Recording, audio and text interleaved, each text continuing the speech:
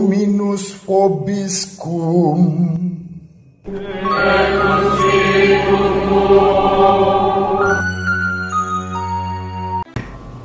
Sahabat peradaban kasih ekologis yang terkasih, selamat berjumpa dalam renungan harian bersama saya Romo Alois Budi Purnomo PR melalui channel ini. Semoga panjenengan selalu sehat, tetap semangat tanpa sambat, selalu bahagia, kebahagiaan yang bersumber dari Tuhan Allah kita. Mari kita awali perjumpaan kita dengan bersatu di dalam doa. Kita menggunakan Mazmur tanggapan pada hari ini.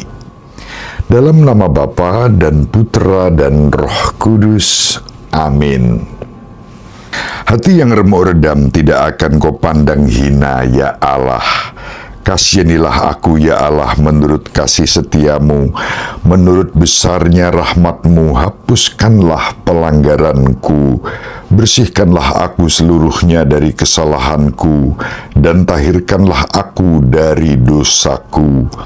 Sebab aku sadar akan pelanggaranku, dosaku selalu terbayang di hadapanku. Terhadap engkau sendirilah aku berdosa. Yang jahat dalam pandanganmu kulakukan. Tuhan, engkau tidak berkenan akan kurban sembelihan.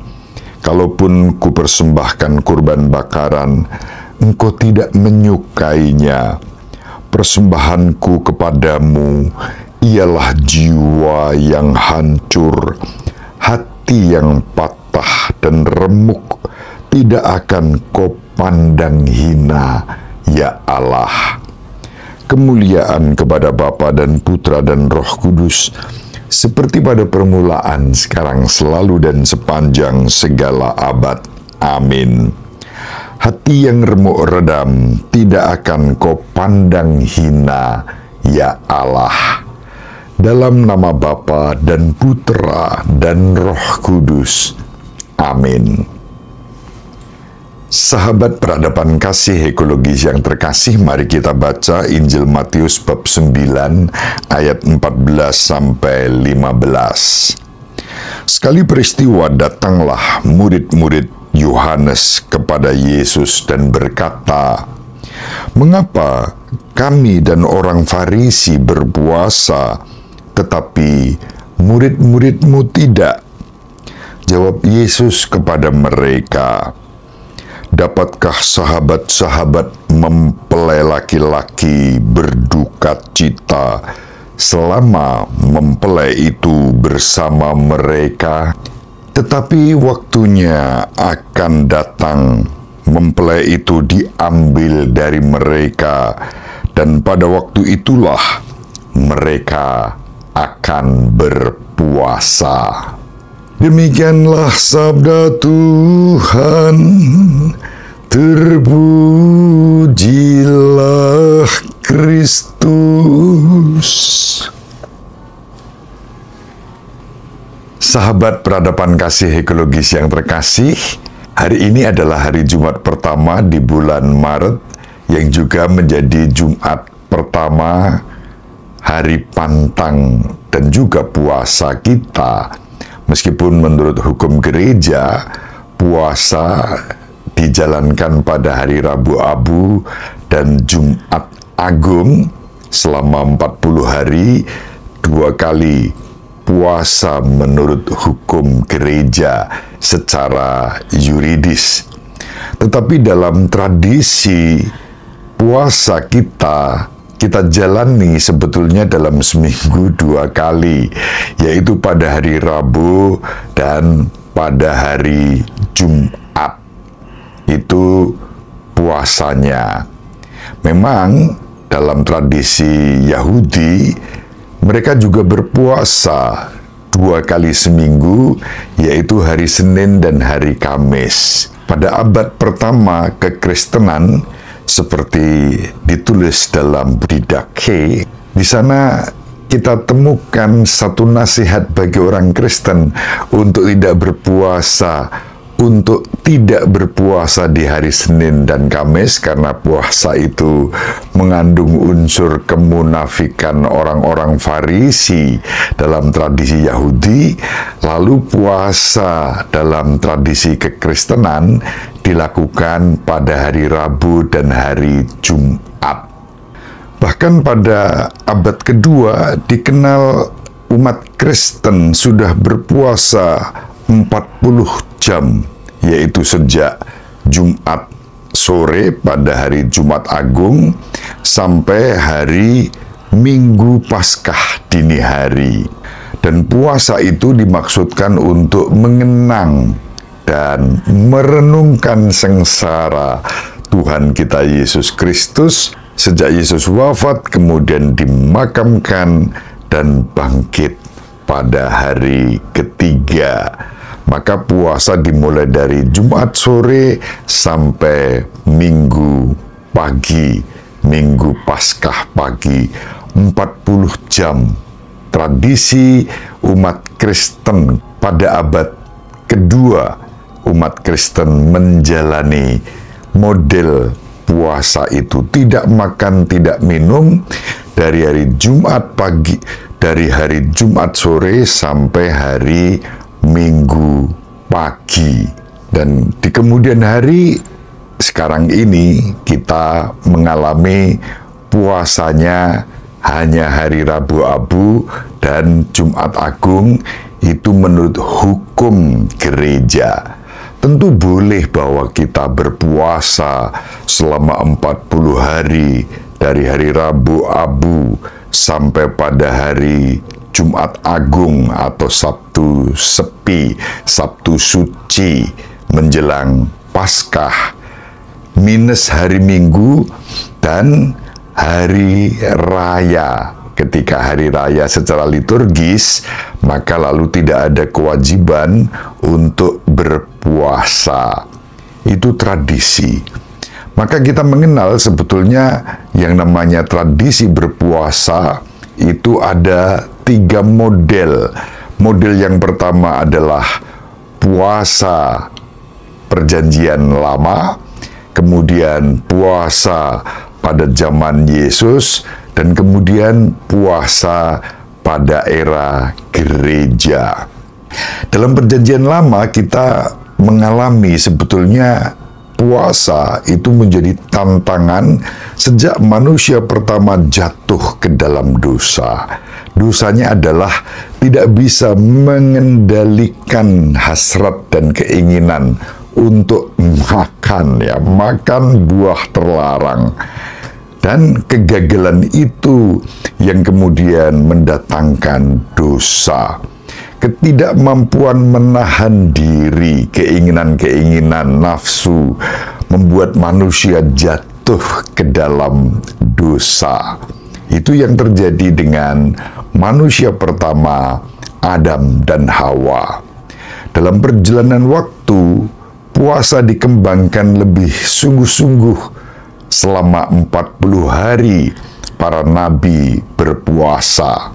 Kita baca dalam kitab Keluaran bab 34 ayat 28 sampai ayat 29, dan juga kitab Raja-Raja yang pertama bab 19 ayat 8 sampai 12. Di sana disebut puasa Nabi Musa dan juga Nabi Elia selama 40 hari. Puasa juga merupakan tanda lahiriah pertobatan batiniah. Itu yang diwartakan dalam kitab Nabi Yoel bab 2 ayat 12 sampai 16. Dan pada hari penebusan dosa, orang-orang Israel akan berpuasa. Singkatnya, puasa adalah satu praktek pengendalian diri agar kita tidak terjerembab di dalam dosa.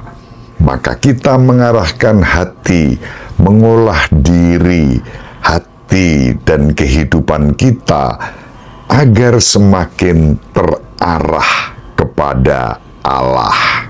Itu puasa dalam Perjanjian Lama.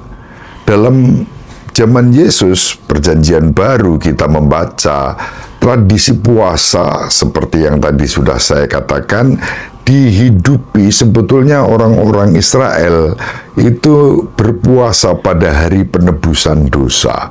Tetapi kemudian orang-orang Farisi berpuasa seminggu 2 kali pada hari Senin dan hari Kamis. Puasa seminggu 2 kali itu misalnya dapat kita baca dalam Injil Lukas bab 18 ayat 12. Juga disebut di dalam Didache bab 8 artikel 1. Disebut puasa Senin dan Kamis untuk orang-orang Farisi. Tapi kemudian cara orang-orang Farisi menghayati puasa dijadikan alat untuk menyerang murid-murid Yesus.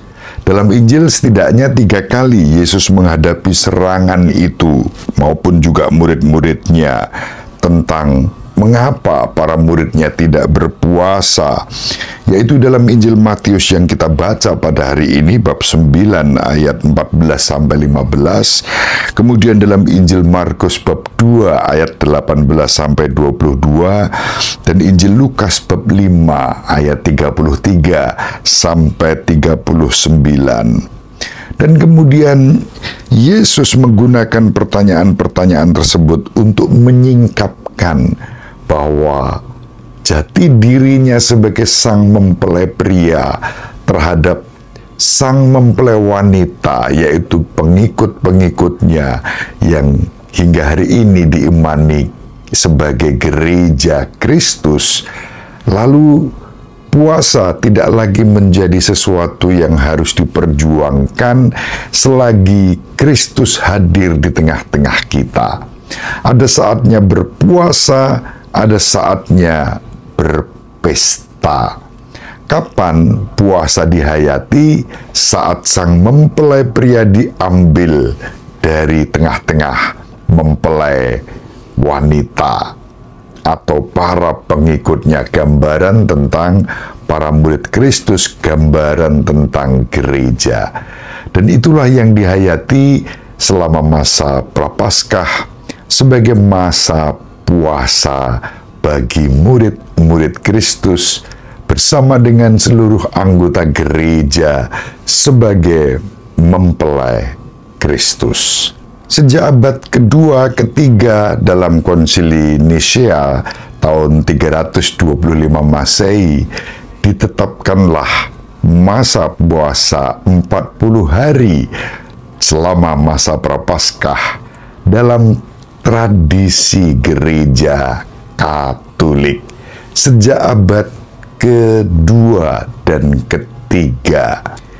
Gereja Kristus menghayati puasa 40 hari tersebut. Sahabat peradaban kasih ekologis yang terkasih, inti dari puasa adalah agar kita semakin mengalami persatuan dengan Kristus sendiri. Kristus sebagai sang mempelai dan kita ini mempelai Kristus. Berada bersama Kristus dalam suka maupun duka, dalam pesta maupun puasa, semakin mempersatukan diri begitu erat dengan Kristus, sang junjungan kita, sang juru selamat umat manusia.